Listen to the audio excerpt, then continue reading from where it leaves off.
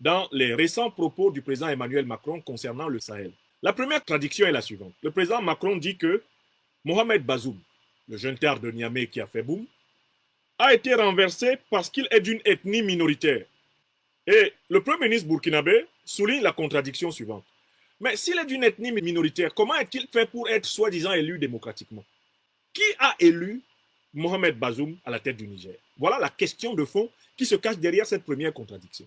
Mais j'ajoute autre chose toujours concernant Bazoum.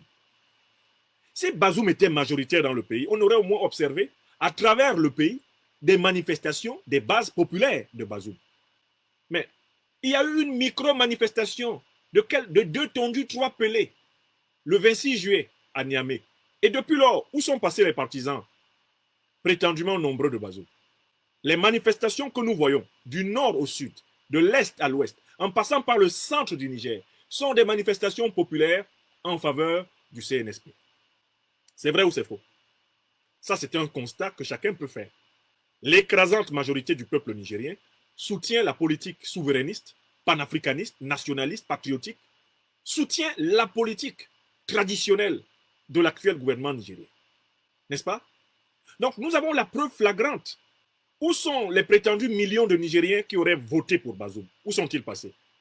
Se sont-ils envolés en fumée? Non, ils n'existaient pas. Le grand architecte de la fraude électorale au Niger est là. Et il était protégé par la France-Afrique dans son affaire. Puisque Bazoum a été déclaré président élu avant même que l'élection ne se tienne. Déjà, on avait dit que ce sera l'élection la plus démocratique qu'on ait jamais vue en Afrique qui va avoir lieu au Niger. Avant même qu'elle n'ait lieu, un ministre français l'a dit. Monsieur Le Drian. Il avait déjà annoncé que ce sera le summum de la démocratie. Or, quand ces gens-là de la France-Afrique vous disent qu'une élection sera le summum de la démocratie, sachez que ce sera le summum du trucage et de la fraude électorale, du viol constitutionnel. Et c'est ce que ça a été. Et voilà pourquoi tous les appels au soulèvement qu'il a lancés sont restés lettres mortes. Voilà pourquoi il a piteusement fini par demander à la Cour de justice de la CEDEAO de décider pour lui. Voilà pourquoi il était prêt à organiser toutes les agressions militaires contre le Niger. Quelqu'un qui sait et qui aime son peuple ne peut pas demander à des forces étrangères d'attaquer son peuple. Jamais. Bazoum a commencé par écrire une lettre aux Américains. Une lettre en anglais qui est sortie dans le Washington Post. D'agresser le Niger pour le rétablir au pouvoir. Ça n'a pas marché. Il a demandé à la CEDEAO d'agresser le Niger pour le rétablir au pouvoir. Ça n'a pas marché. Et d'ailleurs, le jour même où il tombait, il avait demandé à la France d'intervenir militairement pour le rétablir au pouvoir. Ça n'a pas marché. C'est dire à quel point l'homme est abandonné. Ensuite, il a demandé à la CEDEAO. Ça n'a pas marché. Finalement, il demande aux juges, aux magistrats de la CEDEAO de le libérer.